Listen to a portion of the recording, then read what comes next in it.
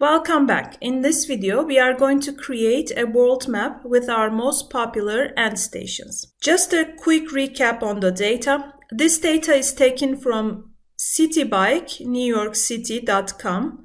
Citibike provides bicycles in New York City, and the data we are looking at is from the month of February 2018. This data shows us where the city bikers and stations that are most popular and so on. We have different measures and dimensions, different measures like end station ID, the end station and start station geolocation data, and so on. We have dimensions like birth year, the names of the stations, user type, and so on. Making maps and charts in Tableau is very simple. A lot of the data type that Tableau detects automatically actually tells the software what kind of plots can potentially be created with that kind of data. And you can see here on the right hand side, Show Me menu. So if you hover over any of these, different kind of plots will be highlighted. And then at the bottom,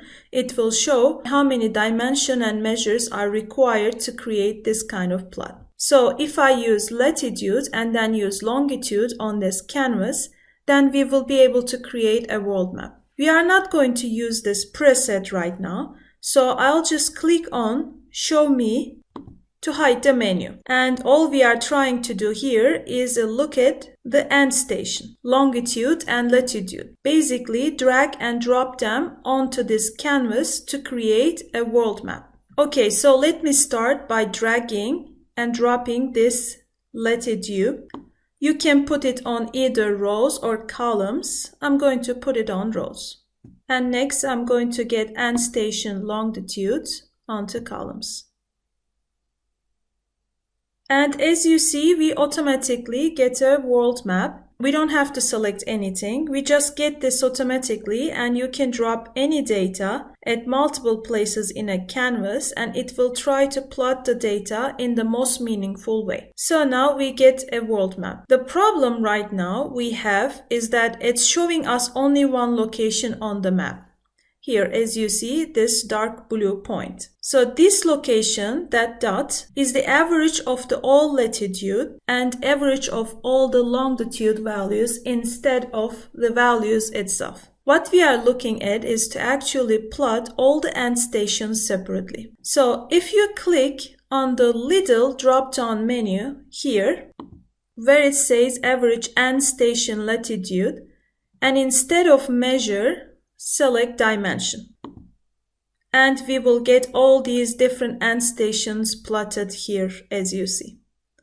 We can do the same thing for our columns. Click here and then choose dimensions.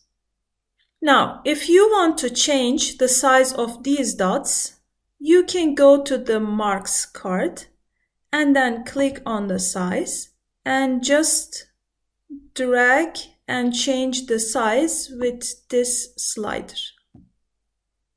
Now, most of the end stations are right here, and there is one up here, as you see. This might be an anomaly. It doesn't really seem right. But what we are looking to do is, we are looking to filter to find most popular end stations. In order to do that, you have here a filters card. And you can use this to create different kind of filters to select different kind of measures that we might want. So what we are looking for is to find the most popular end stations. In order to do that, we are going to look at this automatically generated field here, 2018-02, citibike, trip data, which counts the number of records. So if I drag and drop this onto the filter card, it will show us a menu that you can choose the range of values. So we are looking at least stations which have 5,000 records. So I'm going to type here 5,000.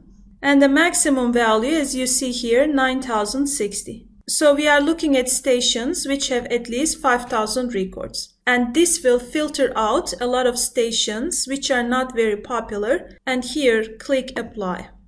And then OK. Let's zoom out this map.